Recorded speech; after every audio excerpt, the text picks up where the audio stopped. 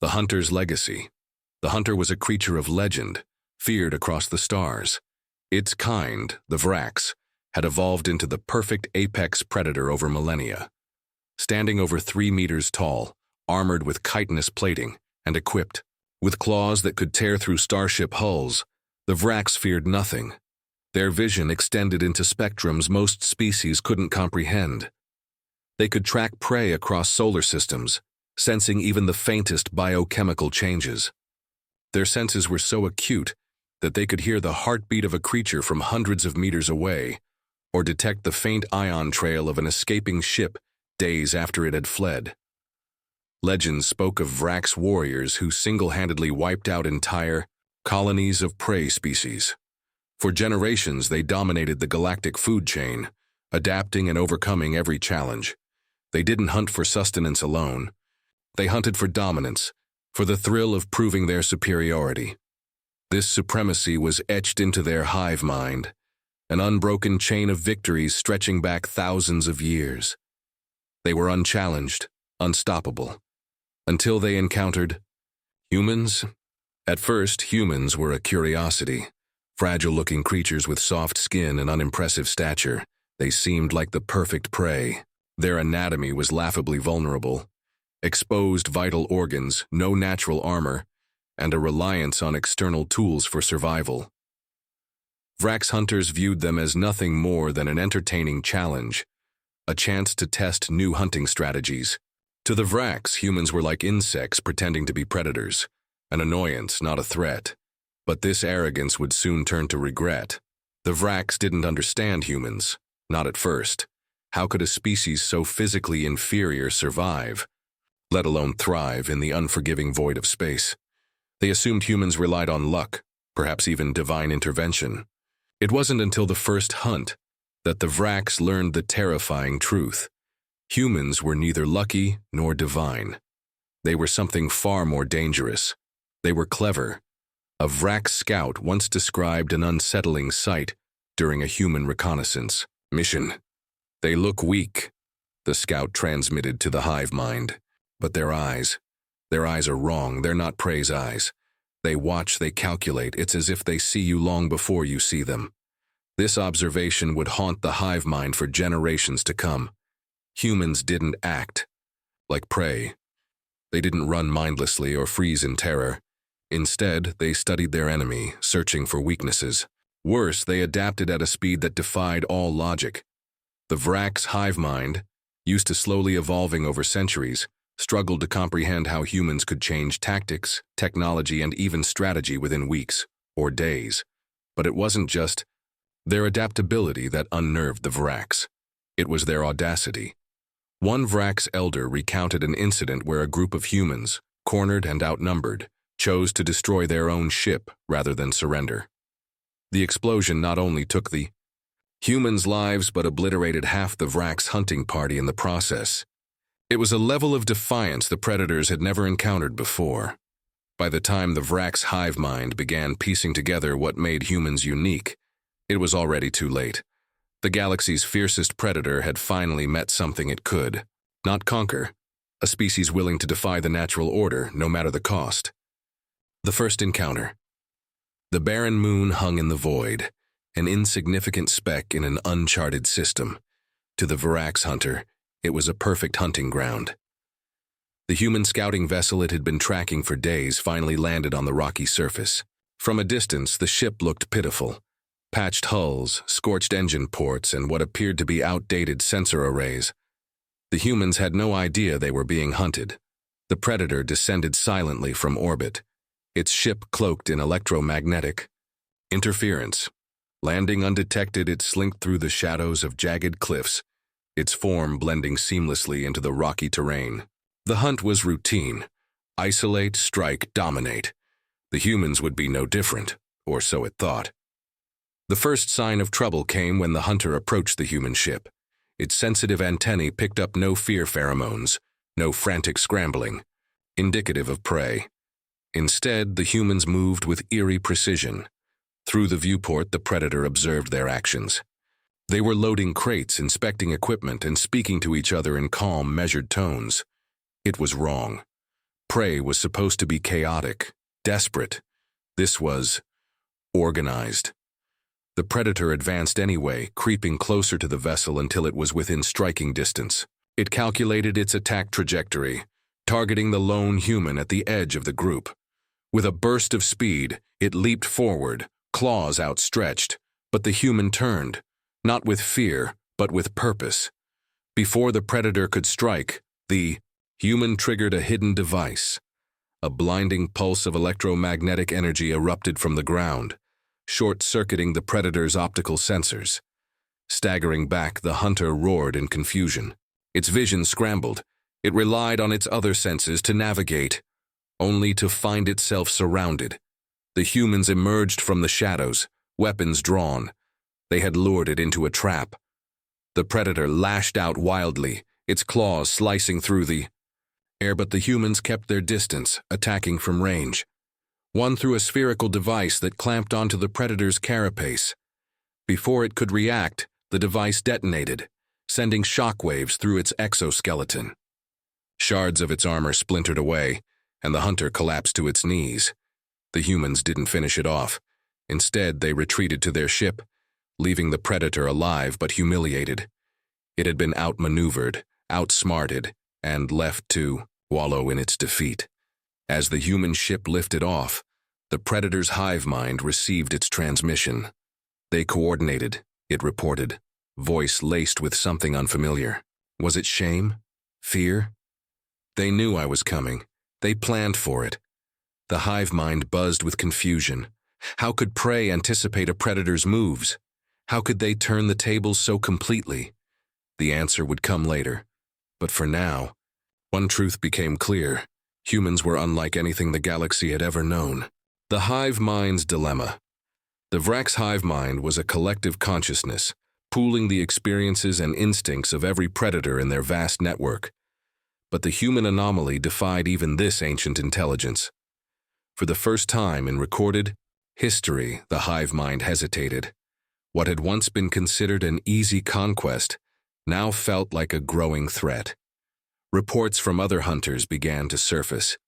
One described a human who had disabled their ship remotely, using a hacking device that infiltrated the Vrax's highly advanced systems.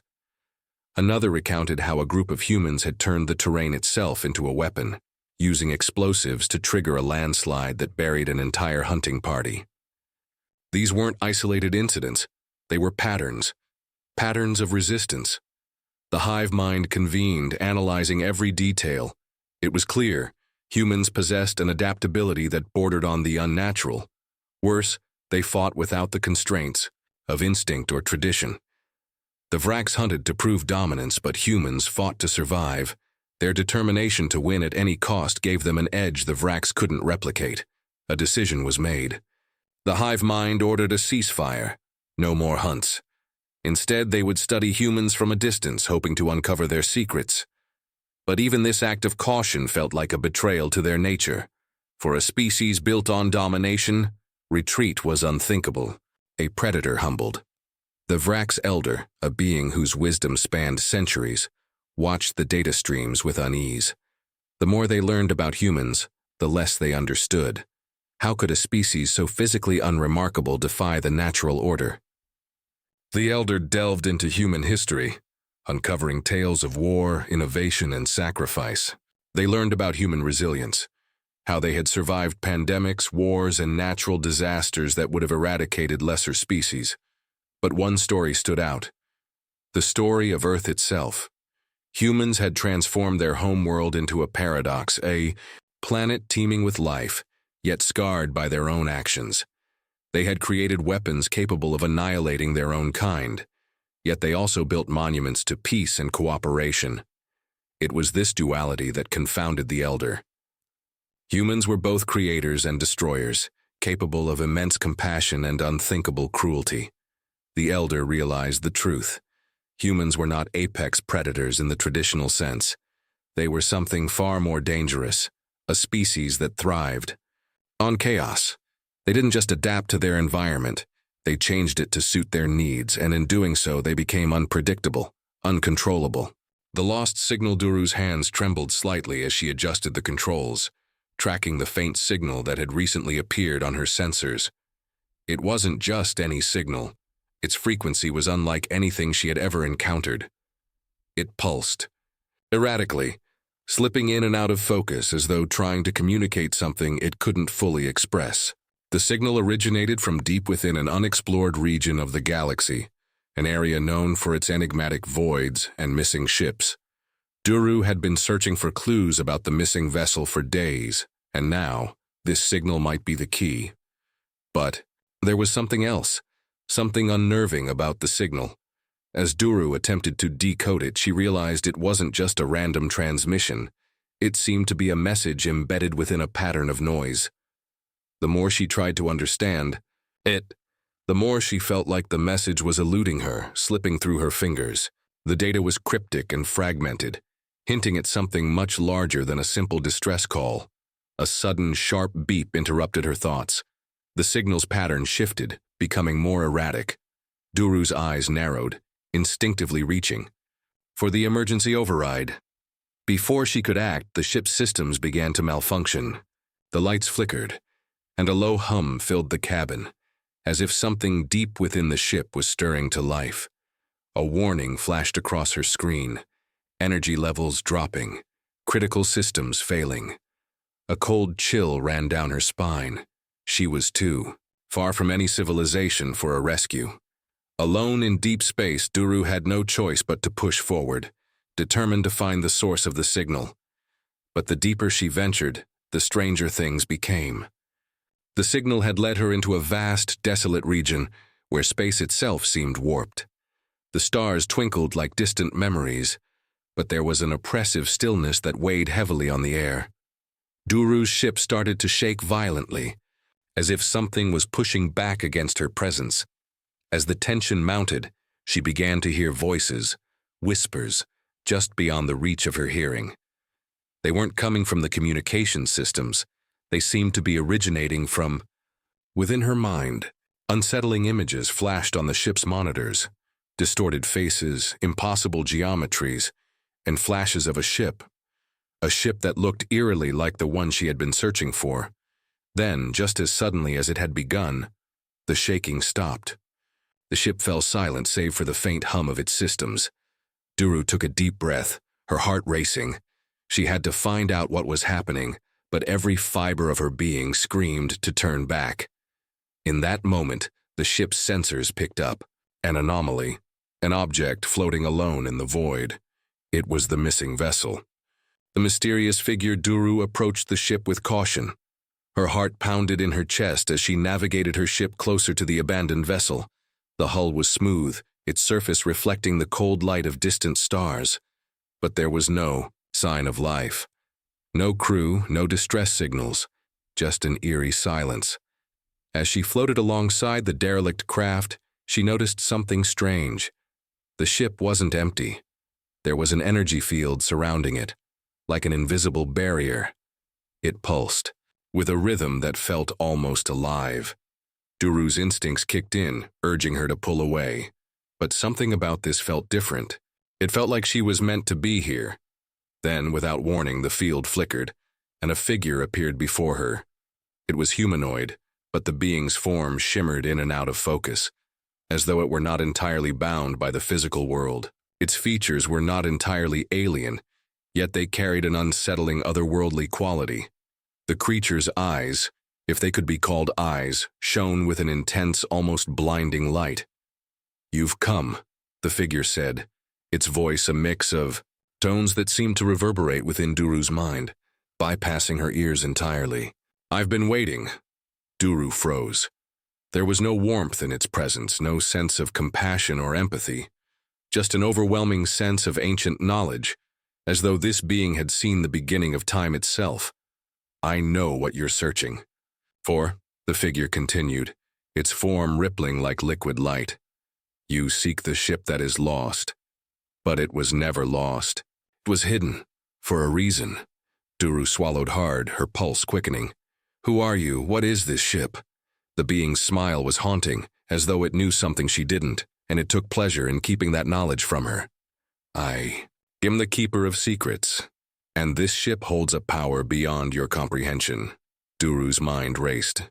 She had known the ship held a dangerous secret, but this being's words confirmed her deepest fears. The vessel had not simply disappeared. It had been deliberately hidden away, and its purpose was far darker than she had imagined. The figure gestured toward the ship, and Duru saw it for what it truly was. A device, ancient and powerful, designed to manipulate time itself. The ship was not just a vessel, it was a weapon. It was designed to control the flow of time, to break the fabric of reality, the figure explained. And now it has returned, but its power is unstable, and once it is fully awakened, the universe will be changed forever. Duru felt the weight of its words crash down on her. She had no choice but to act, but what could she possibly do against something that could alter the very course of time? Then the figure's expression shifted, and it seemed almost curious. You are not like the others. You seek more than just survival. You seek knowledge, you seek power. The figure's gaze deepened, and for a moment Duru felt as if it were peering directly into her soul. It was both terrifying and exhilarating. The key to unlocking the ship's full potential lies within you, Duru. Only you can decide whether to destroy it or to use it. A cold shiver ran through her. The ship's power had the potential to save or destroy the galaxy, but could she really control it? The figure vanished, leaving only a lingering presence in the air. The ship before her hummed with life, its secrets ready to be uncovered. And with that, Duru was left standing on the precipice of a decision that would change everything. The Kavin mystery of the lost ship and the key to its power were now in her hands.